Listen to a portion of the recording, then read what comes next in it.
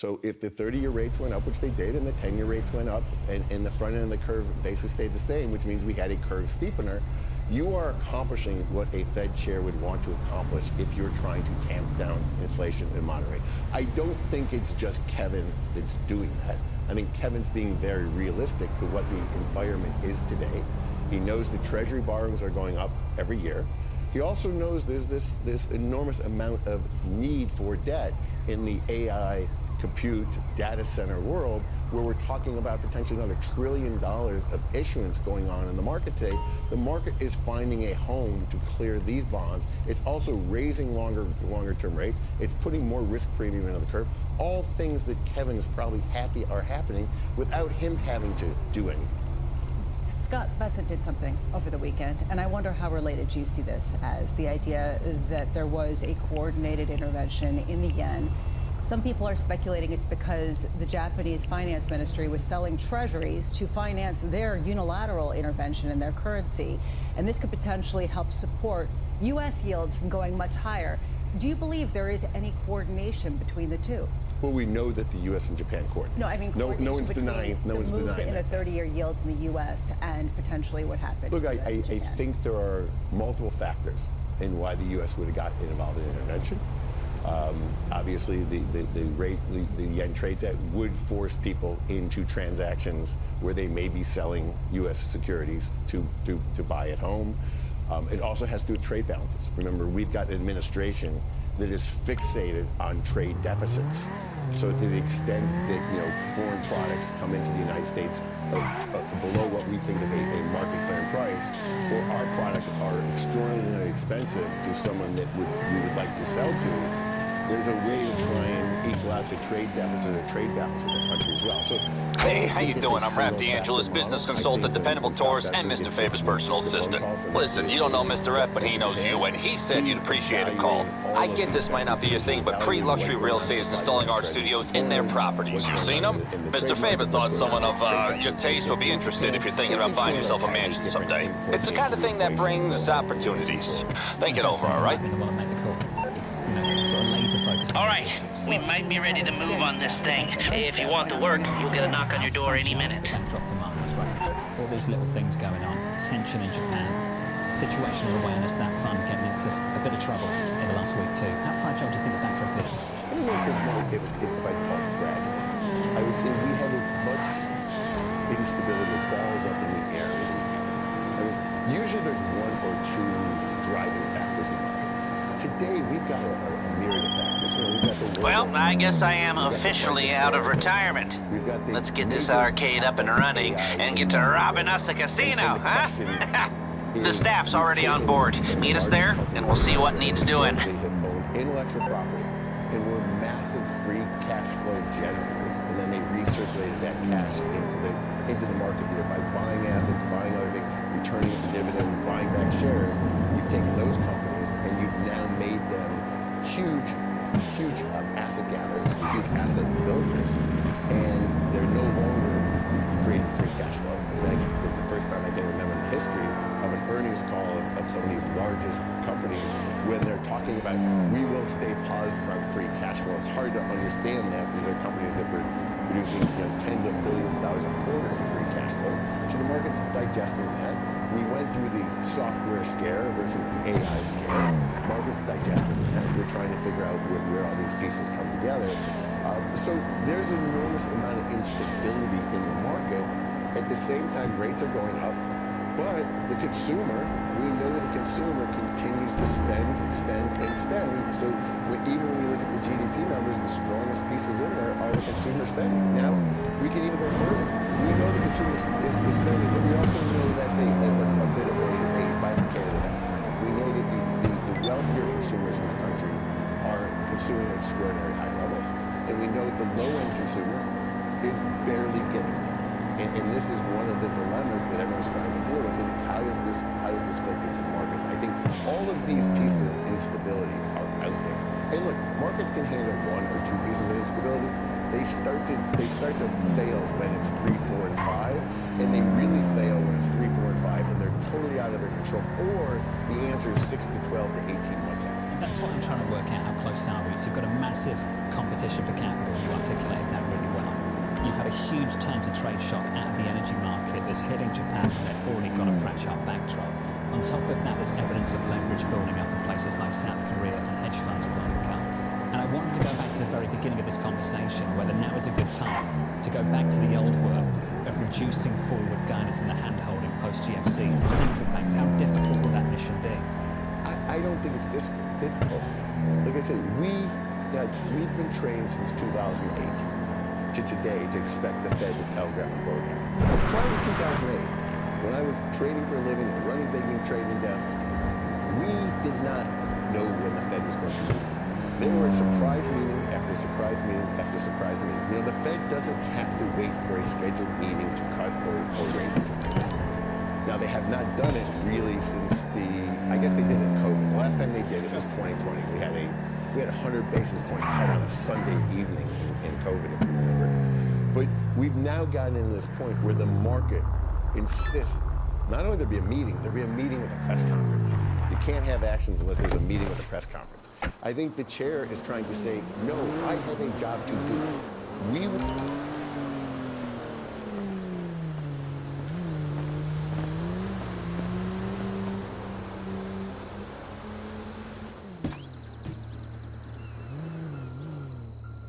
When my Uncle Les said that this job was in games, I was thinking more of a esports league, you know, like packed out stadiums and global streaming rights and professional athletes that make millions of dollars, and they look like me, not a museum. I mean, some of these games are older than I am. Okay, do you want the gig or not? There's a bunch of kids who chopped their arms off, but the boss told me I had to give it to you. No, I do. I want it. Just tell me what to do. Do you know how to use a broom?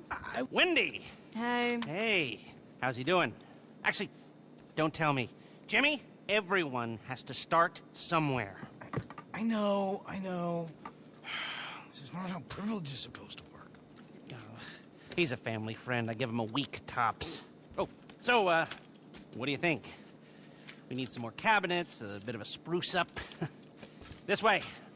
You know, I grew up in these kinds of places. Figure I might as well grow old in one. And this laptop will tell you everything you need to do. Why don't we, hear our fortune, The odds are in your favor when you cheat. Little something I put together. Anyway, of course, we'll have to get set up down here, too. You gotta use your imagination. Now, this is an area for your crew to work. And we'll keep the getaway cars there.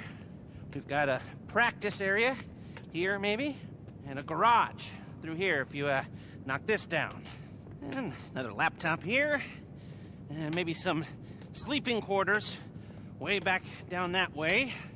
And right here is where we will put the planning boards.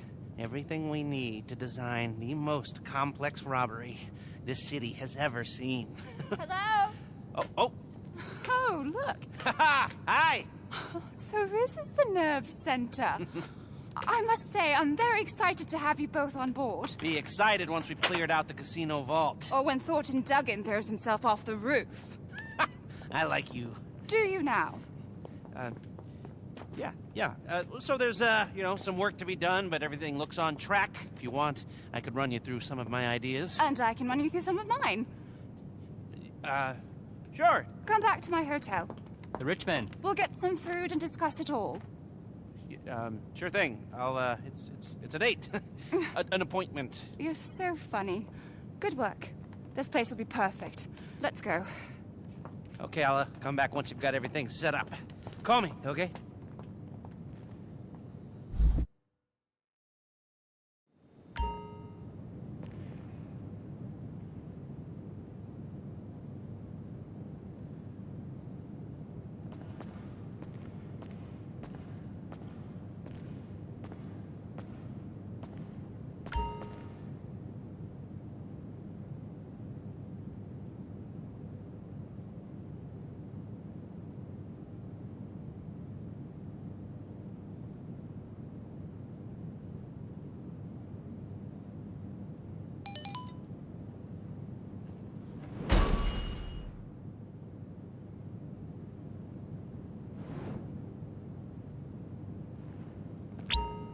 Welcome to my app. Yeah, I wrote it. And no, it's not a big deal. Eventually, you'll use it to manage the arcade and purchase all the classic cabinets we're definitely gonna get, right? But at the moment, it's locked to essential purchases for the setup. Some basic equipment and a few of the Street Crimes GWE cabinets. Click on the link when you're ready to roll. Okay, we're rolling. We're gonna turn that wreck into an arcade and a heist HQ. So, you gotta collect some game cabinets and planning equipment. It's all paid for and waiting on the back of a flatbed. Pick it up and bring it in.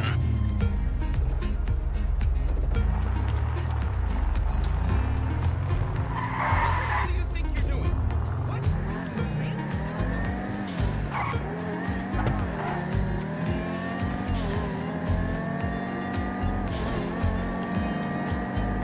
Georgina gave us a little seed money to get us going. Ain't it nice having a rich benefactor who wants nothing out of this deal except seeing the money men suffer? From what I hear, her brother must have inherited all of the idiot.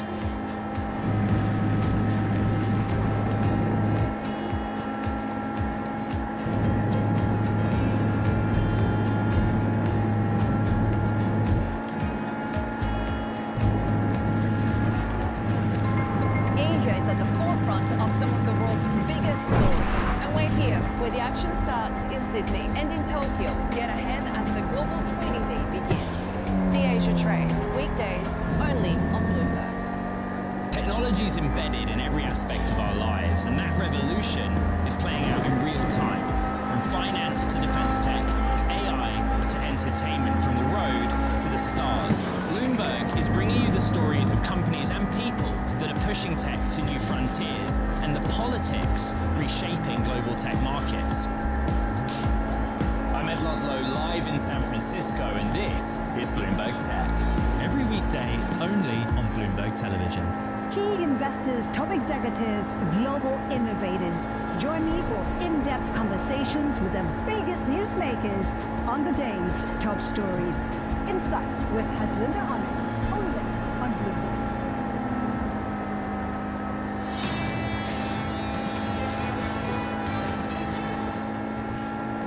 Is really bad at sort of managing downside risk. We put the money in, money printer number goes up. For a lot of these companies, growth is coming from this idea that everyone will need more and more expensive memory forever.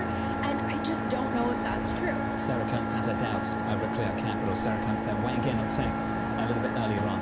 Let's get you some price action and some morning calls. Equity futures this morning up by 0.5% on the S&P. Our first call from Goldman, adding applied materials to its US conviction list, saying it's well positioned to gain market share. Your second call from UBS, downgrading NXP Semiconductors, noting a less compelling growth profile. And finally, Stifel cutting its price target on Tesla, citing a lower valuation based on a sum of its past analysis. That stock is up by 0.2%.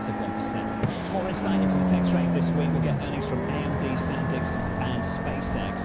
Dominic Rizzo of T. Rowe Price maintaining a bullish outlook, writing, I feel we're past the worst of the momentum unwind. I remain very constructive on AI infrastructure and semiconductors. Dom joins us now for more. Dom, welcome to the program. Where exactly does SpaceX fit in to your outlook? Well, first off, thanks for having me, guys. It's great to be back here. Look, when I think about SpaceX has the potential to be a radio-efficient frontier model. But right now, when you think about where the economics are accruing, all the economics are truly accruing to the frontier labs, OpenAI and Anthropic. You know, when I did the Anthropic round last summer, the global technology strategy, they were just doing $5 billion at ARR. You know, now the rumor is well north of $70 billion. So let's see if they can put together the assets they have, which is an amazing GPU cluster, this cursor asset, and a very strong model to reach that frontier. But right now, I think the vast majority of the economics are AI. So with that in mind, do you think SpaceX pivots more to the rental kind of deals that we saw with Google, with Anthropic? Do you expect to see more of those kind of things? It's possible. I think that was a short-term dynamic rather than a long-term dynamic. I mean, the thing that was so striking about those deals was that their price was, $40 billion a gigawatt, which is, 2 to 3x the spot market, right? And I think that tells you a few things, but one, I think it tells you what's the ROIC in this business for the application business companies or the hyperscale infrastructure companies? I think is very strong over time. And then two, I think that they believe in a long-term model, but they wanted to make sure that they sign short-term deals where they can pull back that capacity if they need it. Hold on. Searching cameras in the area. Lester, don't give up that easily. Beneficiaries, perhaps, of some of the areas where SpaceX wants to get involved. I wonder if some of the developments over in Just some China and stupid sort of the preeminence of opportunists. the open source Sending you a live models location. is Chase them down undermining some and of get the stuff prospects back. for the likes of OpenAI and Anthropic. And if we're seeing the financial benefit increasingly consolidated to the hyperscalers and to perhaps a lesser extent in the future in semiconductors, how do you take that narrative? Where do you take that? Absolutely. Well, first of all, I think you raised a really good point. Open source is like wonderful for the chip stocks, right? NVIDIA in many ways is the absolute king of open source. These models are extremely large, right? The Kimi K3 model out of Moonshot, 2.7 trillion parameters. They recommend that you use 64 different accelerators to run it. So I think open source is an unequivocal good for the chip companies. Now the question is, what does open source do for frontier economics? And what we've actually seen is the cost curve at the leading edge, right? Like if you look at the difference of cost per million tokens of, say, Kimi K.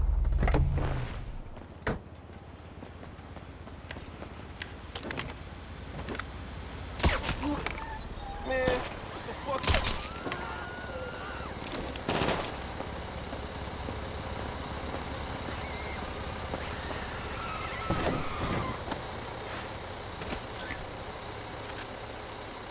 Lawyer and the best Nice lawyer work. in the world. I don't know why, but I was getting I think that's palpitations. true for the frontier Maybe because it was models our as well. Georgina's It's seed money on very the line. hard to Those price arcane fundamental machines intelligence, better but I still think work. fundamental intelligence is extremely high.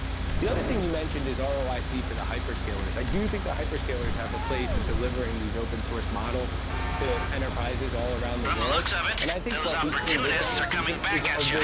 Guess they must be gamers. Endorsement of high ROIC on this investment, right? Satya Nadella tweeting and the Morgan Stanley piece citing 30% ROICs. Jassy talking about Good work. We can play street crimes when you get back. It's a Genitron classic. I remember when it came out, I was a good kid before that game glorified criminality and violence and corrupted my poor innocent mind. We've seen accelerating growth out of Yeah, all right. hyperscalers. I've always been a AWS, punk. 37%. Microsoft Azure, 43%. Google Cloud, 82%. I think these guys are going to keep spending, and I actually think we may actually see accelerating capital. So, Dom, can I ask you for a pick? A single name, something you like after the beaten up names we saw last month were dominated in the chip sector. What do you like now? My biggest bet for a long time has been AMD. And why do I like AMD? Like, number one is CPU inferencing, right? So Intel's talked about this, that if we go from a training world, the ratio of GPUs to CPUs is 8-to-1. In an inference world, it's maybe 1-to-1. It may actually be 2-to-1 in favor of CPUs. At their AI Intelligence Day just the other week, AMD took their CPU TAM up from 120 billion just a few months ago to 220 billion. And then finally, I think their accelerator, the MI355, is very strong. Dom, appreciate it. Dom Rizzo there of T. Rowe Price. That stock down last month by 18%, in line with the climb we saw across chips. Up next, Nat Tilazar of Piper Sandler.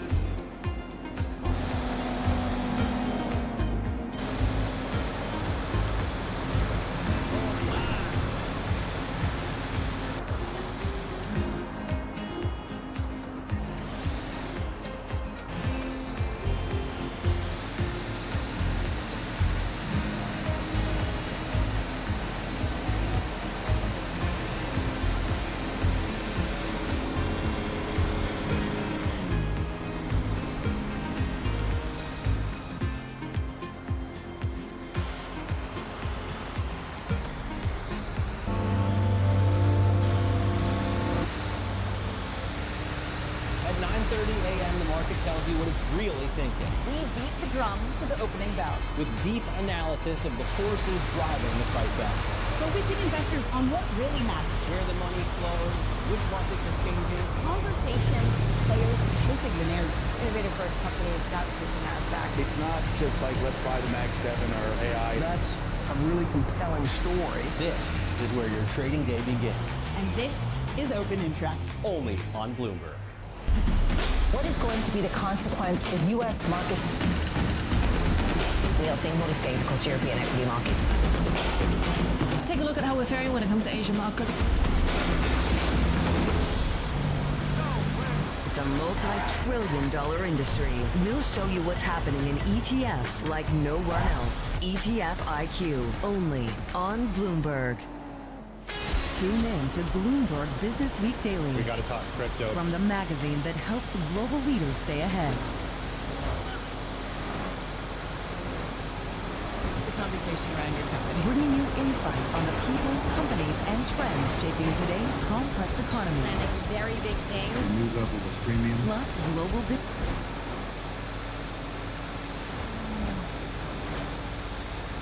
business, finance, and tech news as it happens. The floodgates of innovation are going to open up. You can't fake passion. You either are or you aren't. Bloomberg Business Week Daily, only on Bloomberg.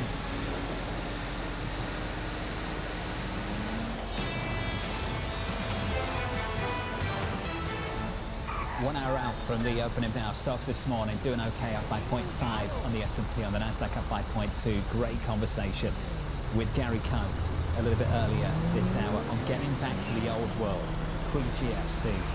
Very little central bank guidance, very little central bank dependence in this market. Can we return to that world, or is this market just very different? How dependent is this market on interest rates having a certain degree of stability? And Gary Cohn was saying that we can hedge that interest rate exposure with interest rate swaps and other manners the entire market to do so. And so ultimately it just will cause market participants to be more careful. That said, the market has changed a lot since the financial crisis. With the amount of debt that's been incurred, with the amount of corporate and government debt, not only the trading strategies that have emerged in the tech.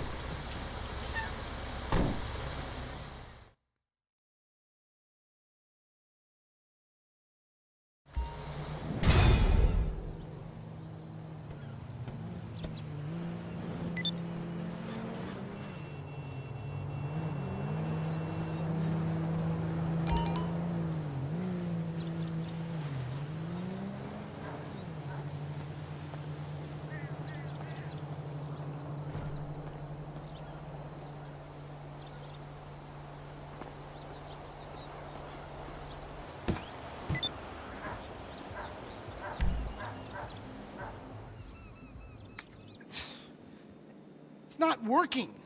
These dumbass pieces of shit. I mean, I swear to God, they're not even connected to a network, and they're busted. I mean, come on. Are they plugged in? Yeah.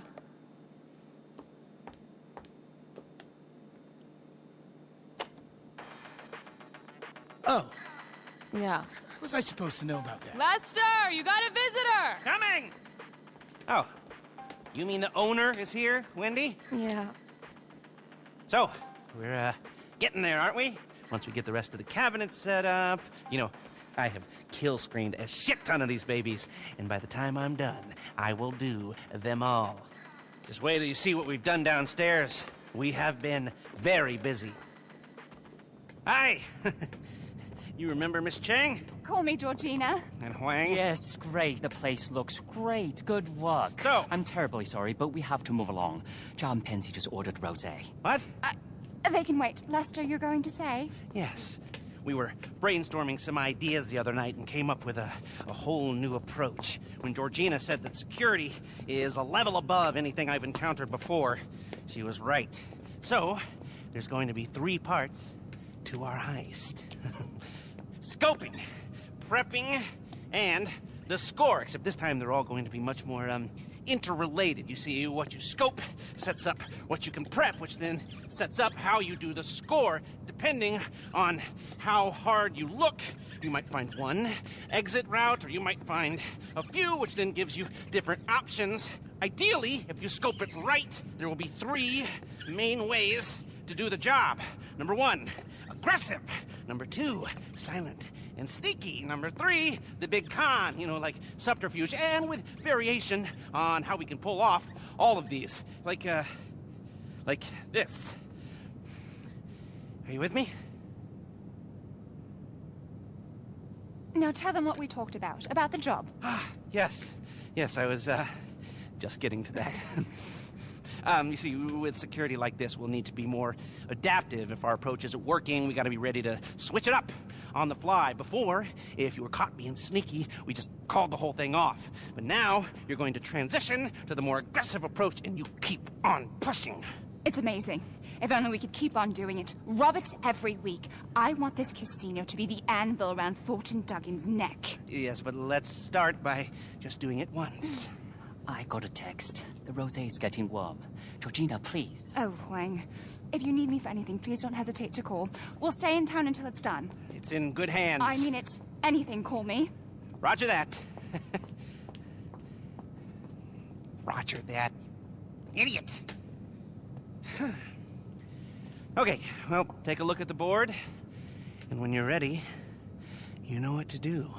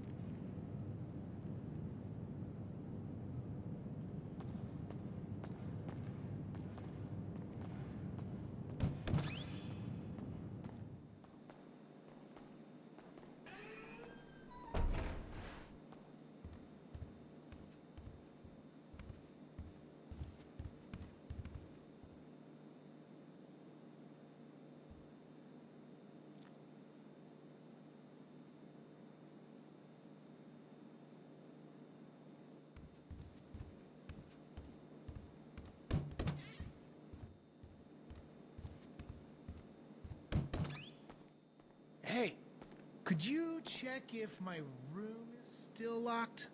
Let me know, Jay.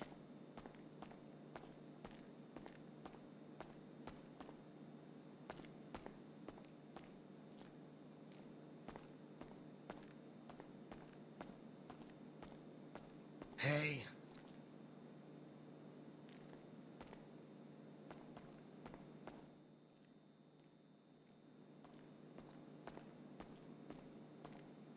Later. Oh. Hey. Bye.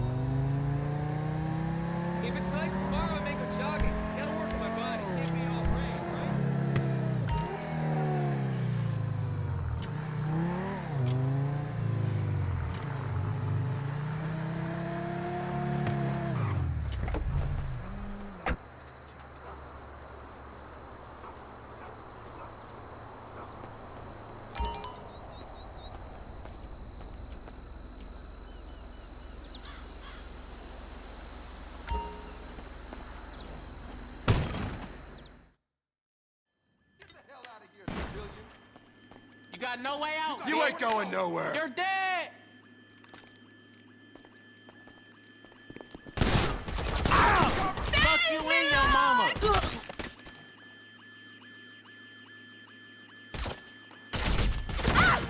Fucking get in cover. Kill you. Get a man down. I'm fucking reloading. Get fucked. You stupid motherfucker.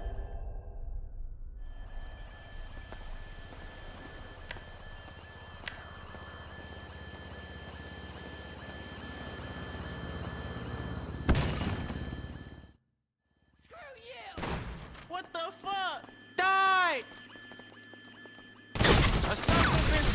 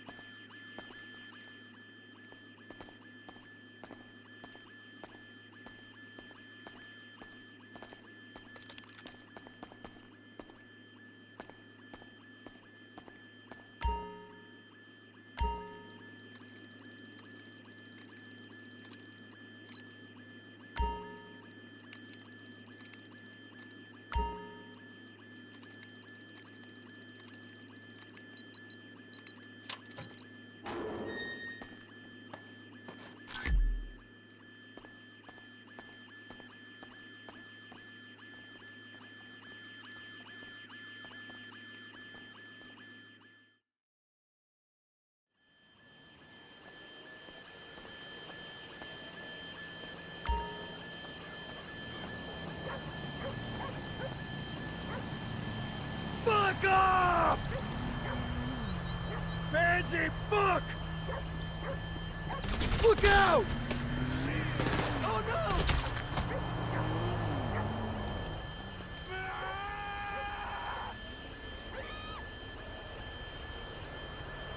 Dumbass!